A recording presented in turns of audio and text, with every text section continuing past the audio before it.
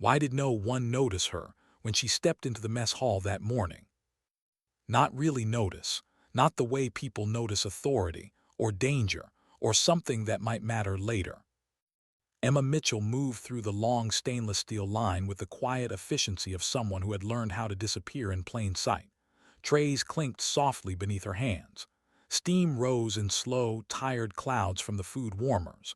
The smell of coffee, grease, and disinfectant blended into something uniquely military. Boots struck concrete in steady rhythm. Laughter flared and faded. It was an ordinary day at Fort Bragg's mess hall, predictable, controlled, safe. That word still felt strange to her. She wore long sleeves despite the heat. Light gray fabric pulled down to her wrists, cuffs snug, hiding skin that had not seen daylight in years. It wasn't regulation, but no one enforced rules on kitchen staff unless they caused trouble. And Emma never caused trouble. She kept her eyes lowered just enough. Not submissive, just unremarkable. 18 months earlier, she had chosen this. Chosen noise over silence, routine over chaos, serving food instead of diffusing death. People thought she had stepped down in life. They didn't understand that sometimes survival meant stepping away. Still, her body remembered things her mind tried to forget. She cataloged exits without meaning to, counted the number of people between her and the doors, not faces, positions, angles, lines of movement, old habits, dangerous ones she told herself she didn't need anymore. Something felt off today. She couldn't explain it, just a tightening beneath her ribs, the kind of unease that never announced itself loudly. It whispered, and it was almost always right. Mitchell. She turned. Sergeant Miller stood near the prep station, clipboard tucked under his arm. He was graying at the temples, solid in the way men became after decades of doing the same job well. He was fair, quiet, and far more perceptive than most gave him credit for. "We've got visitors today," he said, lowering his voice. "Special Forces selection candidates, evaluation team 2. Her fingers paused for half a second on the serving spoon. "How many?" she asked. "4 candidates, plus oversight." He hesitated. "One of them supposed to be a general's son." "Politics, then?" Emma nodded once, understood. "Just keep your head down," Miller added. "They can be demanding." Always are, she thought, but she only said, "Always do, Sergeant." He watched her for a moment longer than necessary, like he wanted to ask something else, like he always did. But the doors opened before he could. They came in loud. Confident, certain. The biggest one led the group, bald head catching the fluorescent lights as he scanned the room with a smile that never reached his eyes. He wore his army blue t-shirt like a badge of entitlement, muscles stretching the fabric tight. He walked as if the world owed him space.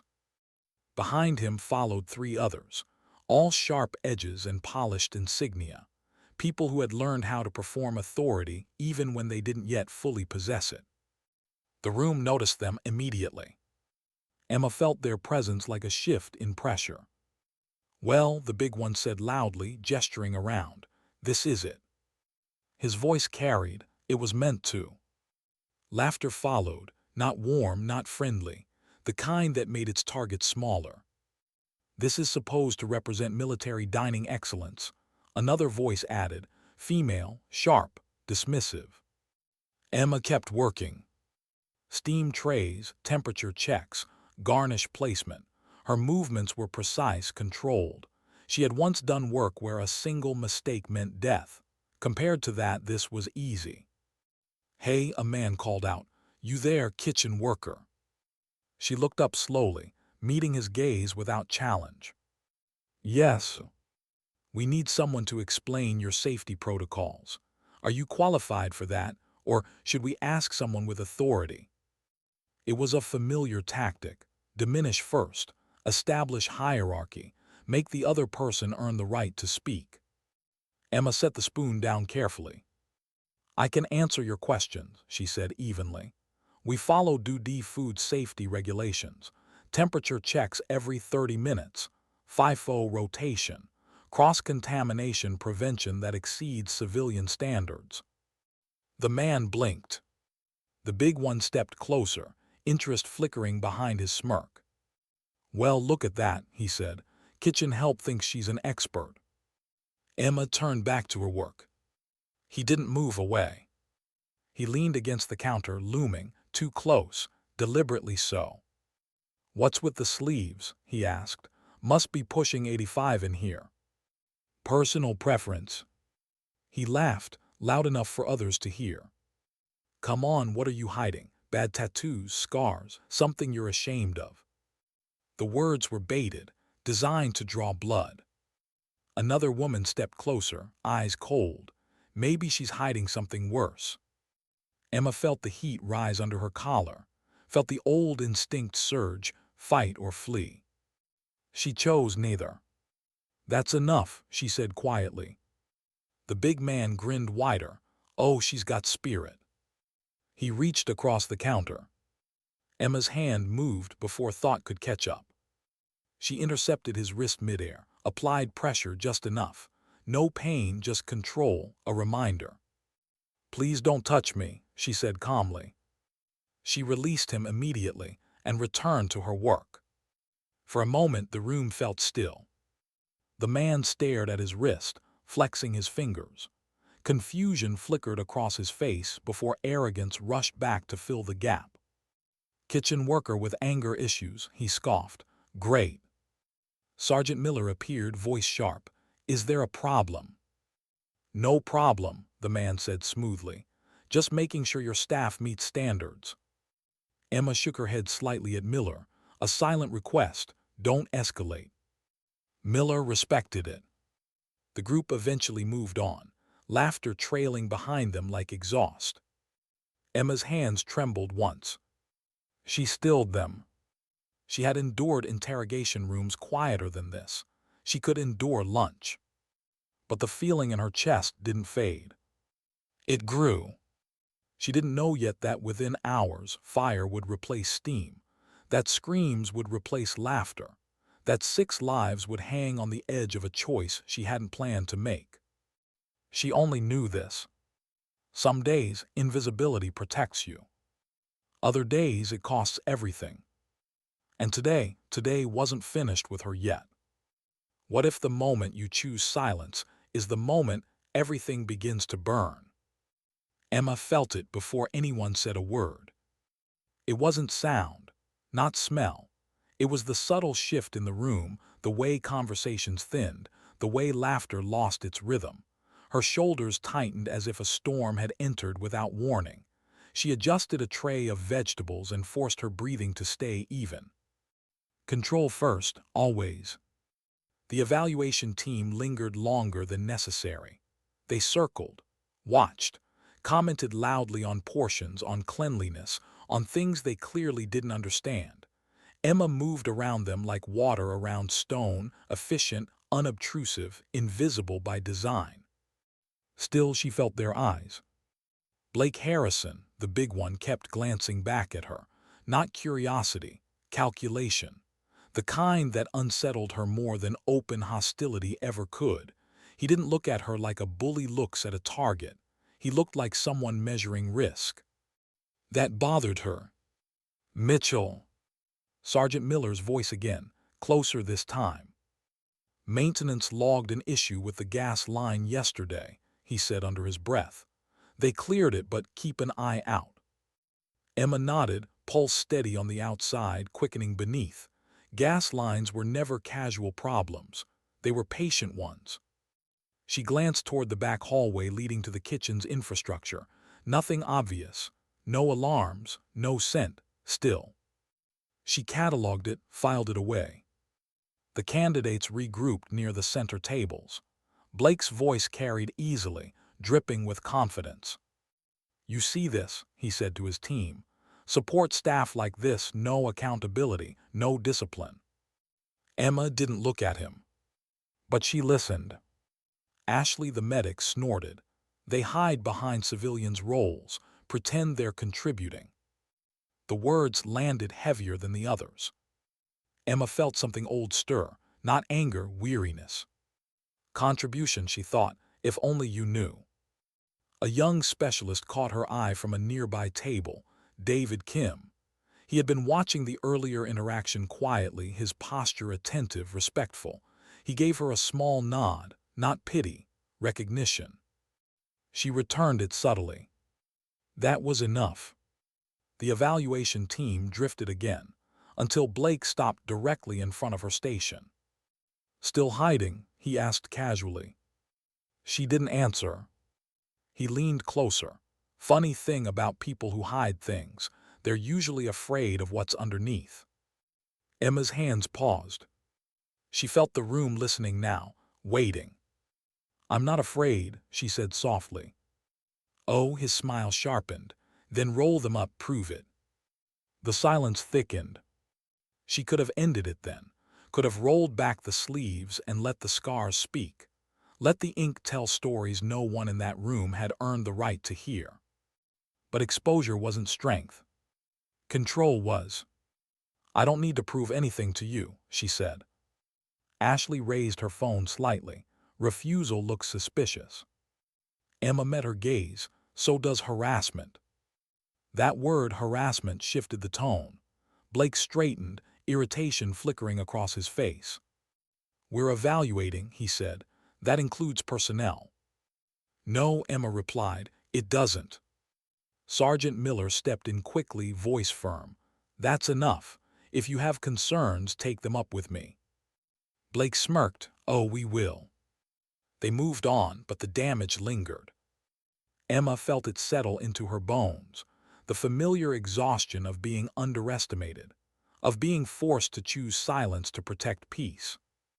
She finished her shift in a blur. Afternoon bled into evening.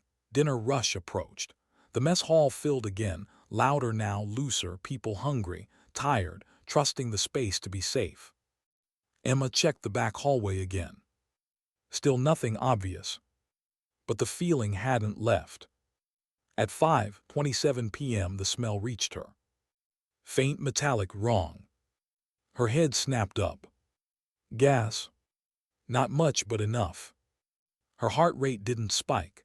Training overrode instinct. She moved calmly toward the back, fingers already pulling gloves from her pocket. She didn't see Blake slip away from the main hall. Didn't hear the heavy door close behind him. She reached the maintenance panel just as Sergeant Miller appeared, concern etched into his face. "Mitchell, you smell that?" "Yes," she said, "it's not residual." He swallowed. "How bad?" She leaned closer, eyes scanning the fittings. Microfractures, stress points, not age-related. "Deliberate." Her jaw tightened. "Sergeant," she said quietly, "when did maintenance say they were last here?" "Yesterday afternoon." "And the evaluation team toured the back areas today?" "Yes." The pieces clicked together with sickening clarity. "This isn't an accident," she said. Before he could respond, the world exploded. The blast hit like a living thing. Heat, force, noise that crushed thought. Metal screamed. Fire roared. The shockwave threw Emma backward, slamming her into a steel rack as the ceiling seemed to fold in on itself. Smoke swallowed everything. Screams followed. Real ones. Emma was on her feet instantly. No hesitation, no fear, just motion. She tore her sleeves on a jagged edge as she ran, didn't notice, didn't care. 6 recruits were trapped near the back. She could hear them coughing, crying, calling out. "Follow my voice," she shouted, already moving into the smoke. Flames licked at the walls. The heat was brutal. She shielded her face, guiding them one by one, counting breaths, positioning bodies. One collapsed. She dragged him. Another panicked. She steadied him. Her mind worked in calm fragments. Exit angles, structural integrity, oxygen flow. She got them out just as emergency alarms wailed. Outside, chaos reigned. Sirens, shouts, fire crews racing in. Emma stumbled onto the pavement, lungs burning, skin singed. She sank to one knee. Hands grabbed her shoulders. She looked up. Colonel Reynolds stood before her, eyes fixed not on her face, but on her exposed forearm. The tattoo. The scars. Recognition hit him like a blow. Without a word, he came to attention. And saluted. The world seemed to stop. Emma slowly returned it, her hand steady despite the tremor in her chest. In that moment, everything she had hidden, every choice she had made, stood bare in the open air. She had served food quietly. She had saved lives silently. And now, whether she wanted it or not, her past had found her again. Because sometimes dignity doesn't speak. It acts. Why did the room fall silent the moment the colonel lowered his hand? Emma felt it before she understood it. The way sound seemed to retreat. The way movement slowed, as if the world itself needed a second to recalibrate around what had just happened. A colonel did not salute kitchen staff. He didn't do it by accident. And he certainly didn't do it in front of this many witnesses unless he knew exactly what he was looking at. Emma's exposed forearm burned, not from the fire but from the weight of attention. The ink, the scars, the story written into her skin without her consent. She had spent 18 months making sure no one saw it. Now everyone did. "Ma'am," Colonel Reynolds said again, quieter this time but no less firm, "medical is on the way." "I'm fine," Emma replied automatically. The words came from muscle memory, from years of saying them while bleeding, while shaking, while standing in places no one should ever have to stand. She was already assessing herself. Superficial burns, smoke inhalation, bruising, nothing life-threatening. But the looks around her were different now. Sergeant Miller stood a few feet away, helmet in his hands, staring at her like he was seeing a stranger wearing a familiar face. His mouth opened once, closed again. The 6 recruits she had pulled from the smoke sat huddled together near the medics, wrapped in blankets. One of them was crying openly. Another stared at Emma as if she were something unreal. Blake Harrison was nowhere to be seen.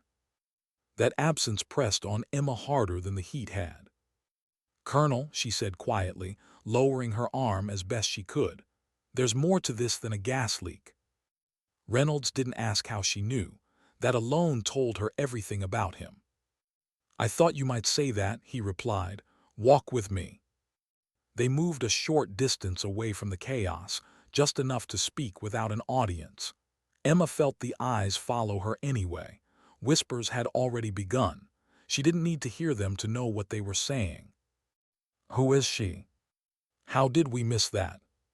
What else don't we know?" Reynolds stopped near a fire engine, the flashing lights painting his face red and blue. "You want to explain," he said carefully, "why a mess hall explosion didn't kill anyone, when by all rights it should have." Emma hesitated. This was the moment she had been avoiding for a year and a half. The moment where silence stopped protecting and started looking like deception. "I redirected the blast," she said. The colonel studied her, not skeptical, evaluating. "The damage pattern supports that," he said, "which means whoever caused it didn't intend for that outcome." "No," Emma agreed, "they didn't." Reynolds folded his arms. "You're saying this was deliberate sabotage?" "Yes. And you knew how to stop it." "I knew how to limit it." "A beat. Why didn't you evacuate sooner?" Emma looked past him, toward the scorched outline of the mess hall, toward the doorway where she'd seen Blake standing earlier, blocking people with that same confident smile. "Because someone didn't want people to leave," she said. Reynolds's jaw tightened. "Who?" She didn't answer immediately. Part of her hoped Blake had died in the blast. Part of her knew better. Men like him didn't gamble without exits. "Blake Harrison," she said finally, "or whatever his real name is." Reynolds's eyes sharpened. "You're sure?" "He wasn't evaluating," Emma continued. He was positioning, testing reactions, creating pressure. And you didn't report this. Emma met his gaze. I didn't have proof, and I didn't want attention. Something flickered across the colonel's face. Understanding, maybe even regret. Medical, someone called. A pair of medics approached with a stretcher. Emma shook her head. I can walk. They didn't argue, not now. As they checked her vitals, Emma's gaze swept the perimeter. Security teams had arrived, weapons visible now, radios crackling. Still no Blake. Sergeant Miller finally stepped forward. Mitchell, he said, voice rough, why didn't you tell me? She looked at him then, really looked. Because you gave me a place where I could be normal, she said, and I didn't want to lose that. His throat worked, he nodded once. I should have known, he said quietly. No, Emma replied, you shouldn't have had to. They loaded her into the ambulance more for protocol than necessity. As the doors closed, the noise dulled, leaving only the steady hum of the engine and her own breathing. That's when it hit her. The shaking.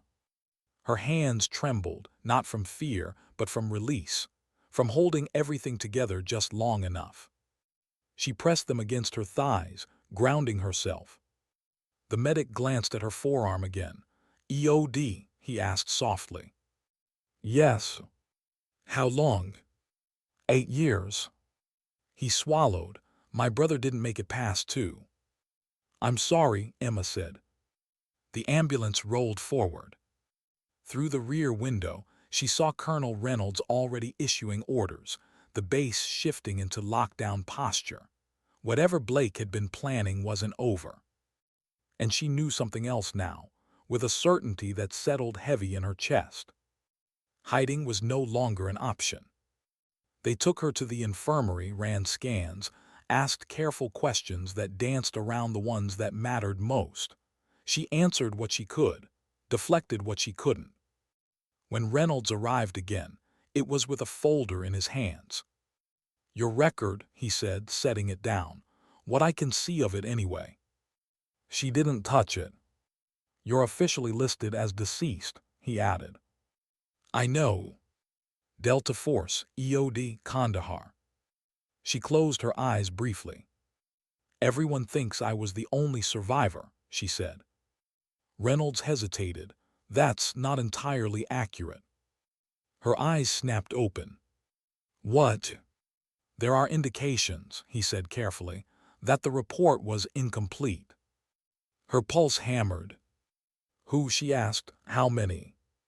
We don't know, he admitted. But Blake's presence here suggests someone believed you were still alive and worth eliminating. The room felt suddenly too small.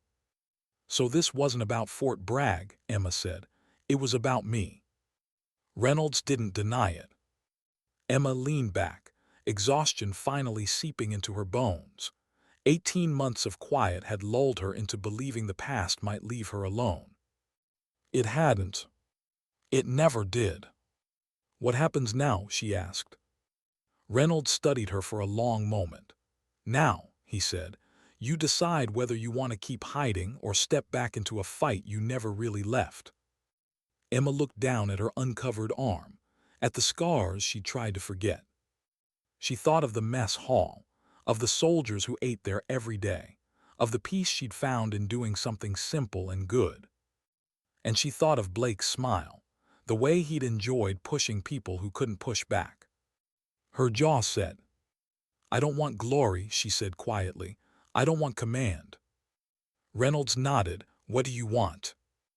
Emma met his eyes. I want to make sure no one like him ever thinks this base is an easy target again. A faint smile touched the colonel's mouth. Then we're aligned.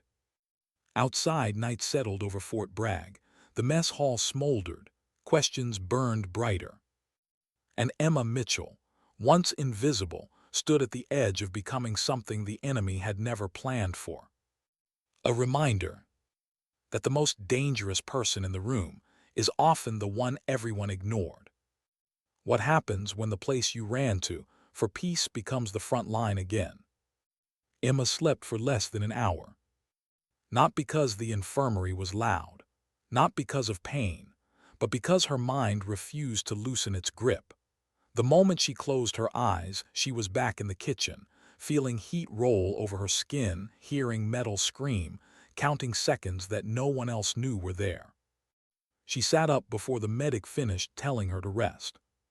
Outside the window, Fort Bragg had changed posture. Floodlights burned brighter. Armed patrols moved in pairs. Doors that were usually propped open now stood sealed. The base wasn't panicking, but it was alert. That was worse. Colonel Reynolds hadn't exaggerated. Whatever Blake Harrison had been, he hadn't been alone, and whoever had sent him now knew something had gone wrong. Emma swung her legs off the bed and stood slowly testing balance. Her body answered without complaint. It always had. Pain was a familiar language. She could work through it. A knock sounded. Reynolds entered without ceremony. No entourage, no performance, just a tired man carrying weight. "They found him," he said. Her chest tightened. "Alive?" "No." She didn't feel relief, only confirmation. "They found fragments," Reynolds continued. "Dental match was inconclusive, too much damage, but his device, his communications, those survived. Enough to tell us this wasn't a solo op." Emma nodded. "It never is." Reynolds studied her carefully. "You're not surprised?" "I've met his type," she said. "They don't freelance."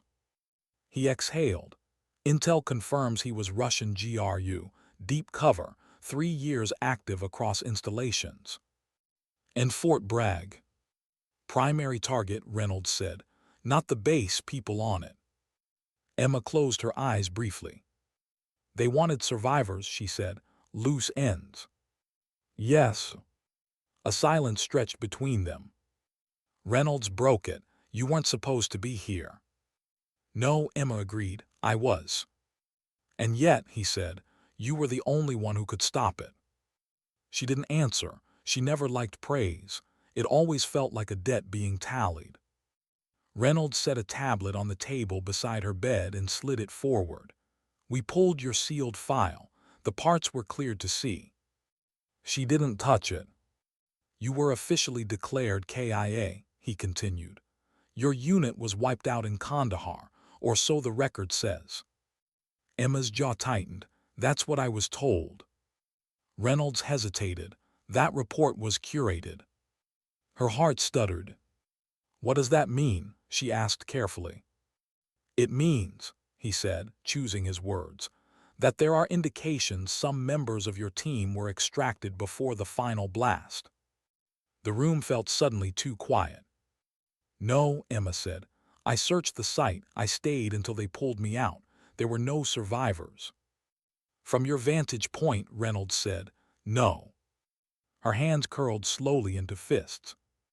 "So you're telling me," she said, voice tight, "that for 18 months I believed I was the last one alive, and that might not be true."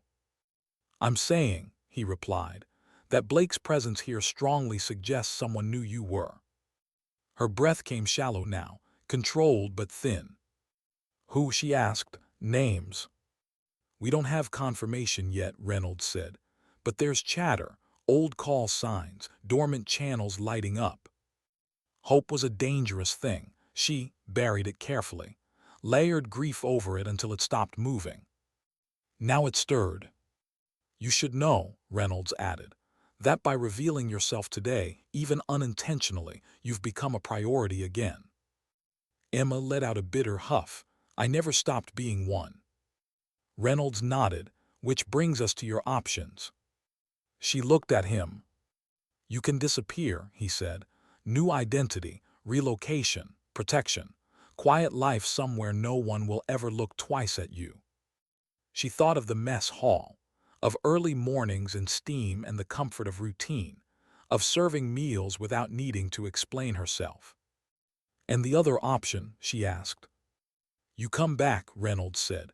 "Not publicly, not ceremonially, but operationally." Emma leaned back against the bed, staring at the ceiling. I didn't leave because I couldn't do the job, she said. I left because I was tired of surviving when everyone else didn't. Reynolds didn't interrupt. I needed to learn how to be human again, she continued. How to care about things that don't explode. And did you? He asked. She thought of David Kim's nod, of Sergeant Miller trusting her without knowing why, of 6 recruits alive because she'd chosen to act instead of reveal. Yes, she said quietly, I did. Reynolds watched her for a long moment. Then maybe that's exactly why you're still needed. A knock interrupted them. A young intelligence officer stepped in, face pale. Sir, we've decrypted part of Blake's last transmission. Reynolds stood, put it on speaker. The room filled with static. Then a voice, distorted, foreign, familiar in its coldness. Primary asset compromised, female, confirmed alive, Kandahar survivor, asset extremely dangerous, adjust timeline, all secondary targets remain viable. Emma closed her eyes. They were talking about me, she said. Yes, Reynolds replied, and they weren't finished. The officer swallowed. Sir, there's more. We intercepted a ping from an old Delta channel, encrypted, just came in. Emma's head snapped up. What did it say? The officer hesitated, then spoke. Eagle 7, if you're breathing, we need you.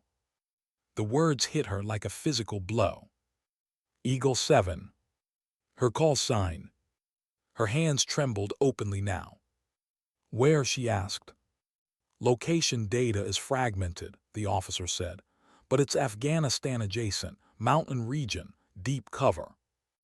Reynolds looked at her, his expression unreadable. You were never meant to be the last, he said. Emma stood slowly, the decision forming before she consciously allowed it. How long do I have? She asked. 72 hours, Reynolds said, before the trail goes cold or worse. She nodded once. I'll go, she said, but on my terms.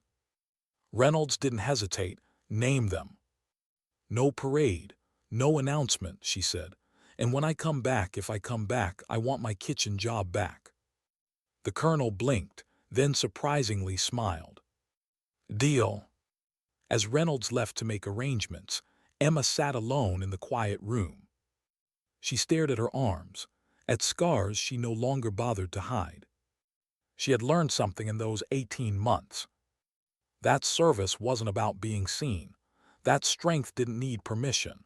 That dignity didn't demand recognition. She rose and pulled on her jacket. Outside, the base hummed with purpose, preparations, movements, machines waking up. Emma Mitchell walked through it unseen once more. Not because she was hiding, but because sometimes the most powerful move is stepping forward without making a sound. What does it feel like to return to a war you never truly left? The aircraft's engines hummed low and steady, a sound Emma remembered like a heartbeat. She sat strapped in along the fuselage, helmet resting against the bulkhead, eyes closed but awake. Around her, the cabin was dim, lit only by instrument glow and the faint red wash of jump lights. No one spoke. They didn't need to. This wasn't a team in the traditional sense. It was a convergence.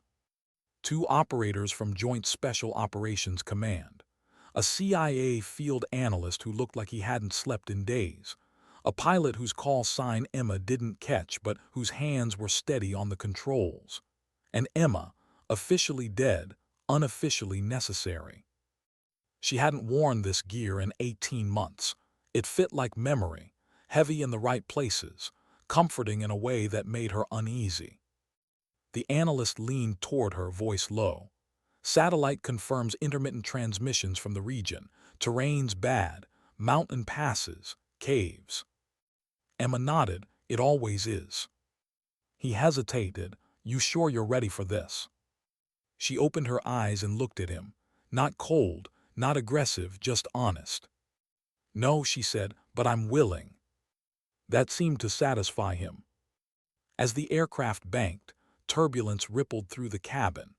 Emma adjusted her straps, grounding herself in small movements. She thought of the mess hall again, of trays and steam and mornings that began without dread. She wondered if that version of her would still exist when this was over. The pilot's voice crackled through the headset, 5 minutes out. Emma stood. The others followed her lead without question. She hadn't asked for it. It simply happened. Experience had weight. People felt it even if they couldn't name it. As the ramp lowered, cold air rushed in, sharp and familiar. The mountains loomed below, dark silhouettes against a starless sky. This was where she'd lost everything. This was where she'd come back. They inserted cleanly. No alarms, no resistance. The team moved in silence, boots finding stone like they'd practiced for years. Emma took point without discussion. Her body remembered the terrain before her mind caught up. The coordinates led them to a narrow ravine, barely visible from above. Heat signatures flickered along the rock face. 3, she whispered, maybe 4. The JSOC operators shifted, weapons ready. Emma raised a hand. Wait. She studied the pattern, the spacing, the way the signatures moved. Those aren't guards, she said. They're watching something. They crept closer. The cave entrance was shallow, concealed by a natural overhang. Inside, the air smelled of damp earth and old smoke. Equipment lay scattered, radios, batteries, ration packs, signs of prolonged habitation. And then she heard it. A cough. Human, weak, controlled but failing. Her heart slammed against her ribs. She moved faster now, slipping into the darkness like it had been waiting for her. The beam of her flashlight cut across a figure slumped against the rock wall. Eagle 7. The voice was barely audible. Emma dropped to her knees. Eagle 4, she breathed, you're alive. He looked older, thinner, scarred in new ways, but it was him, no doubt. You took your time, he rasped, a ghost of a smile flickering. She swallowed hard. You were supposed to be dead. So were you. The others secured the perimeter as Emma checked his injuries. Dehydration, infection, shrapnel embedded near the shoulder. He'd been surviving on willpower and stolen supplies. How long, she asked. 18 months, he said, same as you. The number landed heavy between them. We thought you didn't make it, he continued. When we heard your call sign pop up again, we weren't sure. She squeezed his shoulder gently. You shouldn't have sent that message. He met her eyes. Neither should you have come. Before she could respond, a sharp crack echoed through the cave. Gunfire. Contact, one of the operators hissed. Emma turned, adrenaline surging. The heat signatures she'd seen earlier were moving now, closing in. They were never here for us, Eagle 4 said weakly. We were bait. Emma's jaw set. Not anymore, she replied. The firefight was brief and brutal. Controlled bursts, calculated movement, no wasted motion. Emma moved through it with grim focus, every decision measured. She wasn't chasing kills. She was buying time. When it was over, silence returned, broken only by heavy breathing. We need to move, the analyst said. Extraction windows closing. Emma nodded. She lifted Eagle 4 with help, ignoring the protest of her own aching muscles. As they moved out, Emma felt something shift inside her. Not closure, not yet. But purpose. Back on the aircraft, Eagle 4 drifted in and out of consciousness. At one point, he reached for her hand. I thought you given up, he murmured. She shook her head. I just learned how to live without the war screaming in my ear. He smiled faintly. Teach me. She squeezed his hand. When we get home. The aircraft lifted off, the mountains falling away beneath them. Emma leaned back, exhaustion finally pulling at her. She had gone back into the darkness. And she had brought someone with her. Sometimes, survival isn't about being the strongest or the fastest. Sometimes, it's about answering a call you never stopped listening for. What do you do when the war finally lets go, but you're not sure who you are without it? The sun was just beginning to rise when the aircraft touched down. Soft light spilled across the runway, pale and almost gentle, as if the world were trying not to startle them. Emma stayed seated for a moment longer than necessary, helmet in her hands, listening to the engines wind down. For the first time in years, there was no urgency pressing on her chest. Eagle 4 was taken straight to medical, alive, stable, real. Emma watched until the doors closed behind him, until the last piece of that impossible hope disappeared down the corridor. Only then did she allow herself to breathe fully. Colonel Reynolds waited nearby, hands clasped behind his back. No crowd, no cameras, just acknowledgement. "You did it," he said. "We did," Emma replied. Her voice was steady, but something in her eyes had softened. Reynolds nodded. "Intel confirms the cell Blake was part of is neutralized. Their network's compromised. They won't be operating on U.S. soil again." Emma absorbed that quietly. Victory had never felt loud to her. It came in small, almost unnoticeable moments, like knowing someone else would get to wake up tomorrow. Reynolds studied her. "Your status can remain the same, officially deceased, unofficially available." She almost smiled. "And if I say no?" "Then you walk away," he said, "with our thanks and our silence." She considered it. Walking away no longer felt like failure. It felt like a choice. "I want time," she said, "to think." "You've earned it." Days passed. Emma returned to the mess hall before she returned to anything else. She wore the same gray sleeves, the same apron, the same quiet expression. Most people didn't know what had happened. A few did, but they didn't treat her differently. That mattered. Sergeant Miller handed her a tray one morning, hesitated, then spoke. "I heard you might be leaving." "Maybe," she said. He nodded. "You ever come back, the kitchen's yours." She met his eyes. "Thank you." As she moved through the familiar routine, serving food, exchanging nods, listening to the hum of everyday life, Emma felt something settle inside her. Not emptiness, not longing. Balance. Eagle 4 visited a week later. Leaner still, arm in a sling, eyes brighter than she remembered. "They say I'm a miracle," he said, sitting across from her at a small table.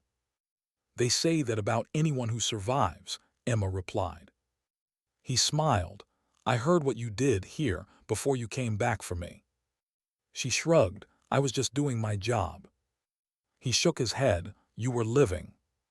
That word lingered between them. They talked for a long time, about things that didn't involve missions or loss, about food, about sleep, about what came next. When he left, Emma watched him go without fear. She wasn't afraid of being alone anymore. Weeks later, Colonel Reynolds returned with paperwork, options, doors. Emma signed none of them. "I'm staying," she said. Reynolds raised an eyebrow. "In the mess hall?" "Yes." "And if we need you?" She met his gaze. "You'll know where to find me." He smiled. "Fair enough." That evening, Emma stood outside as the sun dipped low, painting the base in gold. Soldiers passed by, laughing, tired, alive. She blended into the background like she always had. But she wasn't invisible anymore, not to herself. She rolled up her sleeves. The tattoo caught the light. No one reacted, no gasps, no whispers. And that was okay. Emma Mitchell had learned something the war never taught her. That strength doesn't always roar. That survival can be gentle. That dignity doesn't demand recognition. Sometimes it simply acts, quietly, faithfully, until the world is a little safer than it was before.